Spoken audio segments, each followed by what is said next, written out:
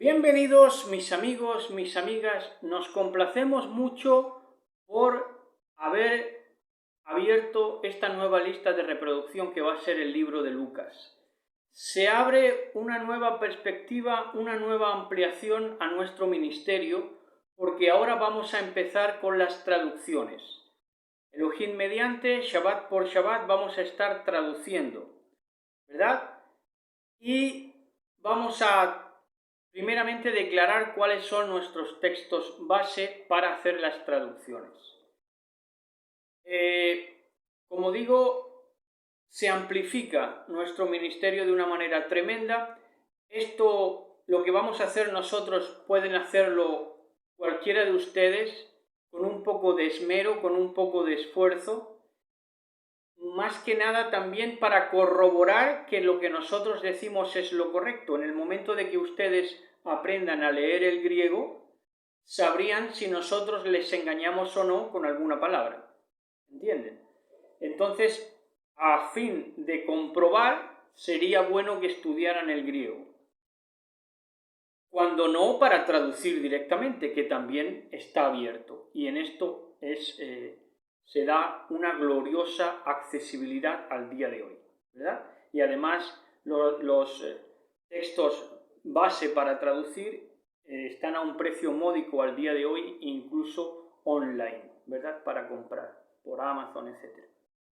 Entonces, vamos a declarar primeramente, y esto, vamos a decir todo esto, vamos a colocar esta introducción a Lucas, porque es necesario explicar lo que vamos a hacer con las traducciones y queremos remitirnos al texto en la tarde de hoy, en la tarde de Shabbat, porque como el capítulo 1 de Lucas tiene 80 versos, nada más y nada menos, pues queremos estar en lo que concierne al texto, al contenido del texto. Entonces, para no meter también la introducción, a fin de no alargarla mucho, ¿verdad? Y que se puedan quedar con el contenido del texto en la impresión mental, ¿verdad? Entonces, vamos primero con esta introducción y les vamos a declarar los textos bases que vamos a utilizar para la traducción. En primer lugar, el texto griego que hemos tomado de una traducción online que se puede comprar a un módico precio, como digo, y es una traducción que es palabra por palabra original, las palabras griegas originales del texto del Nuevo Testamento. Y es una versión que puso de relieve también Nestlé en el 1904. Pero es original, o sea, la fuente es original, todas las palabras que van a encontrar ustedes a lo largo de todo el Brit Hadashah del Nuevo Testamento que vamos a traducir para todos ustedes son palabras originales del griego.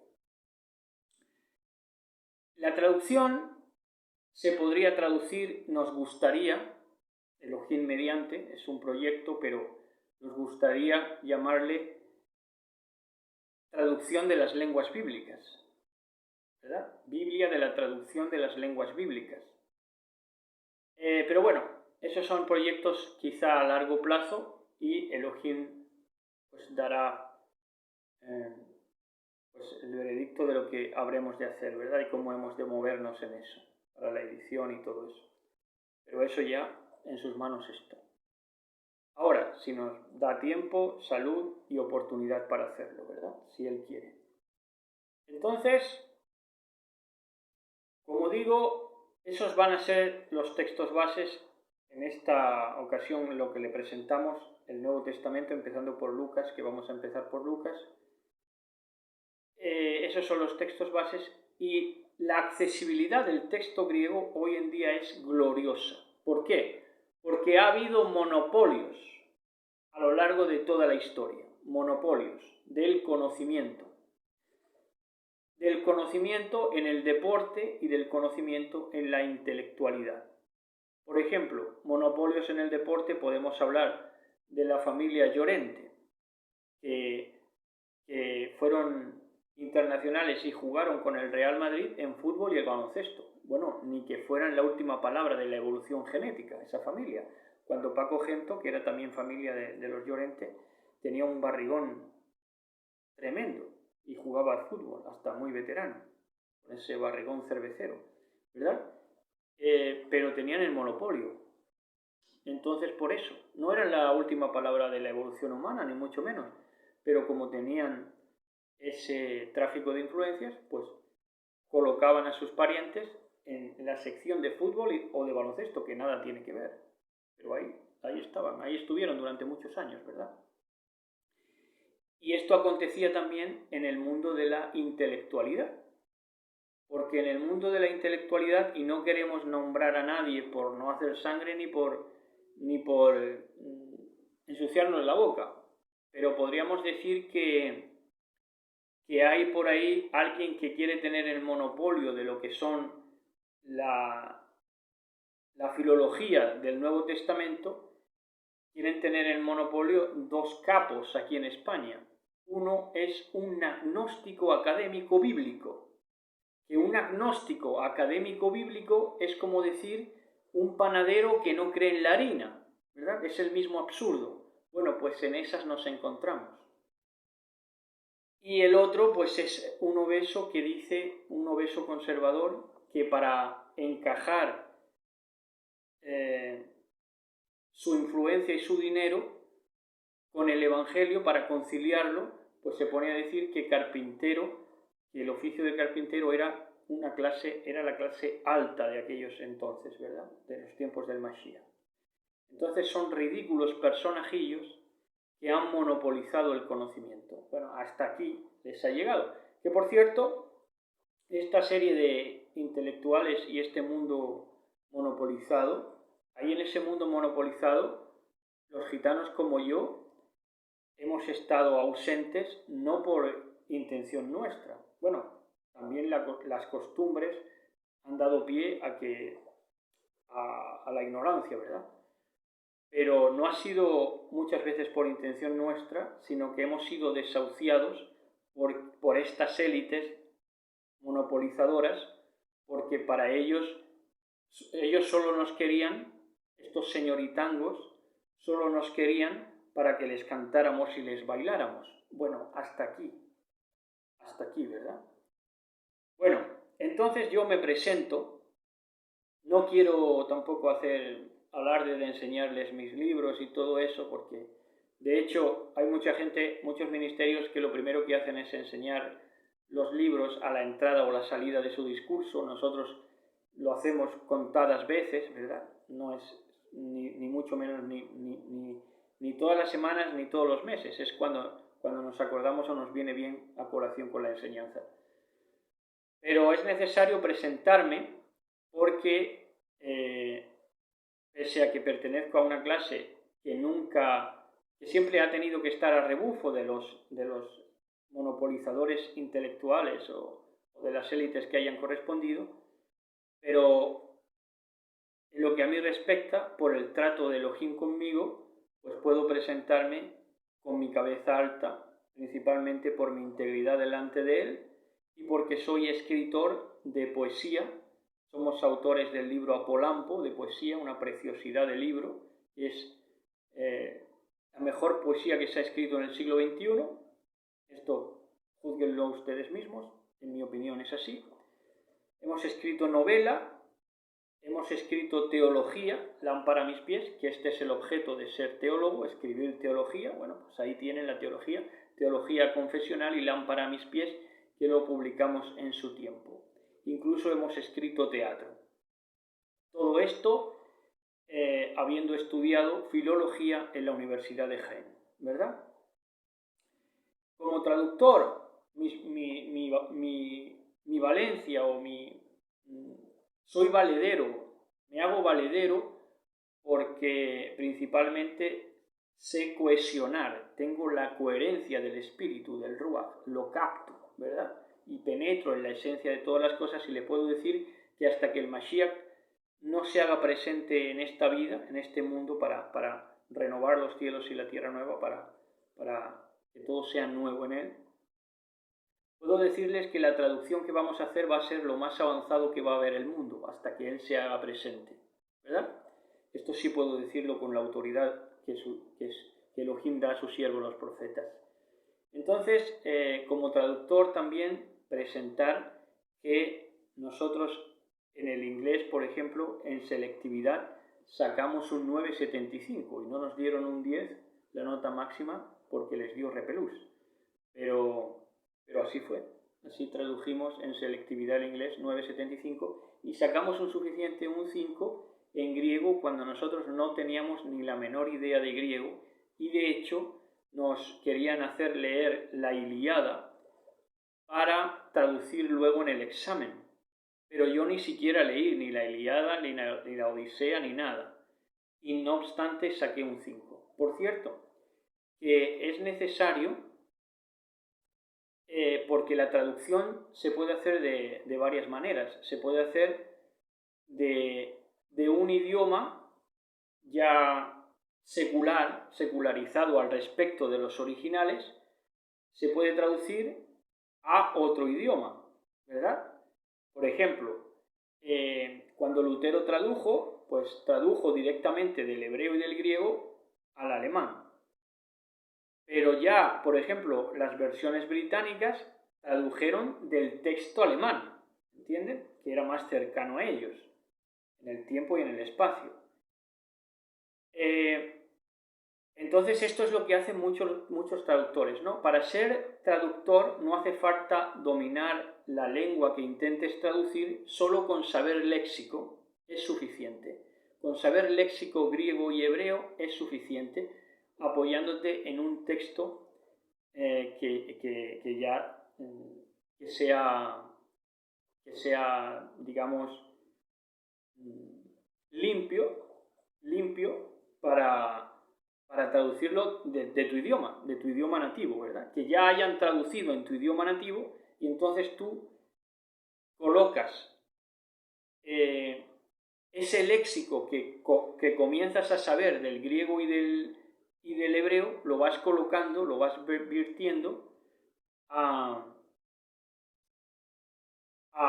texto que estás traduciendo, ¿verdad? Pero ya en tu idioma, ¿verdad? En definitiva, ¿cómo decirles? ¿Cómo exponerles esto? Que un lingüista se hace lingüista a base de traducir, pero se empieza a saber por traducir. Y para traducir se necesita una base que es un léxico, algo del léxico de griego y de hebreo.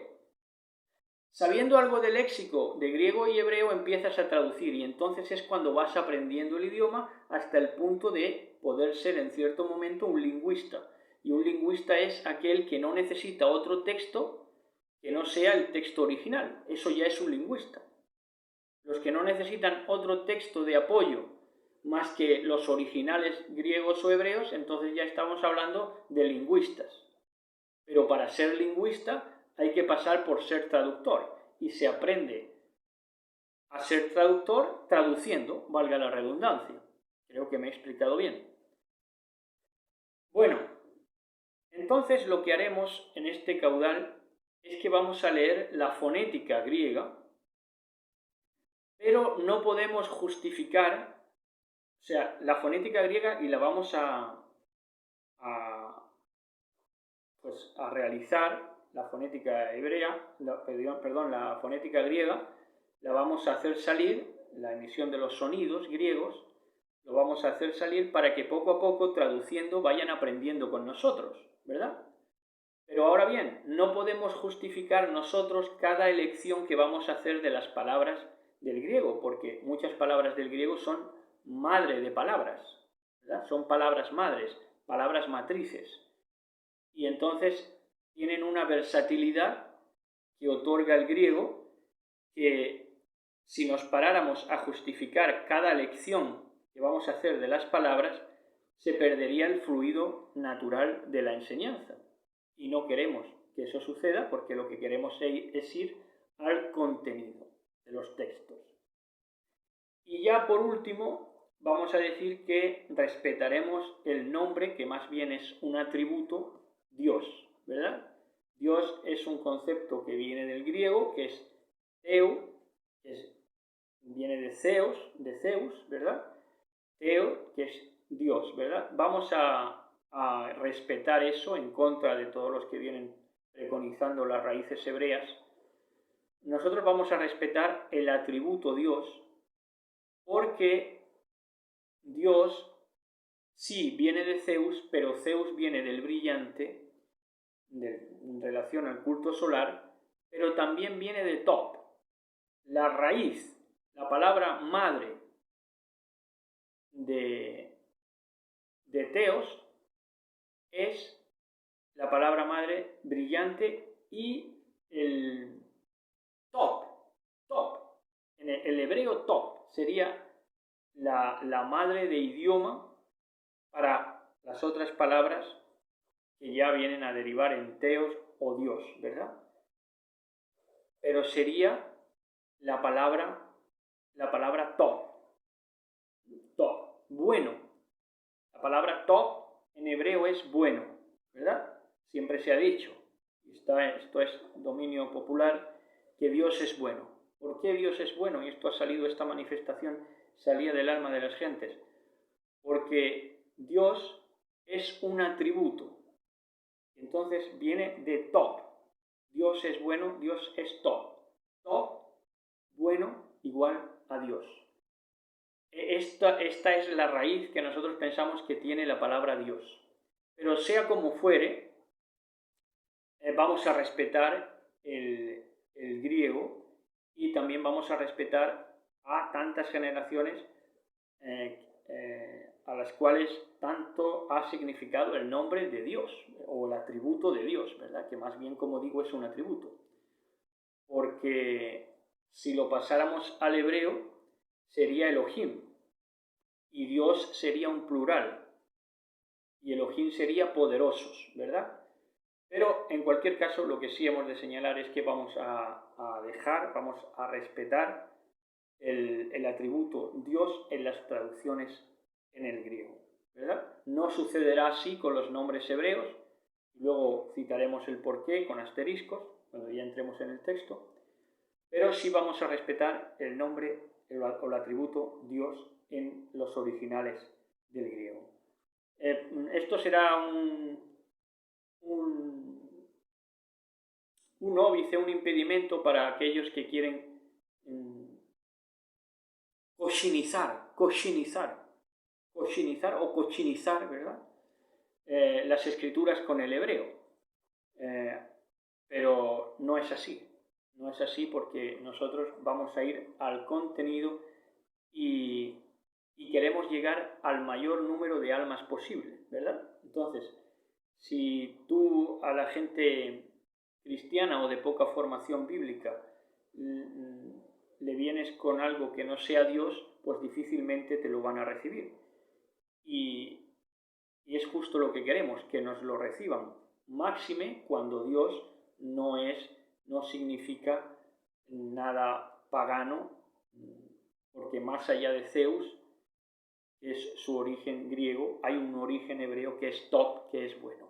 Y hasta aquí esta introducción, ¿verdad?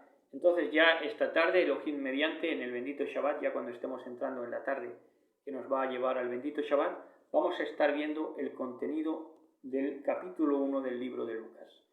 Así que prepárense, ¿verdad? Abróchense los cinturones, porque vamos a despegar para recibir al Mashiach. Shalom, shalom, besos y abrazos.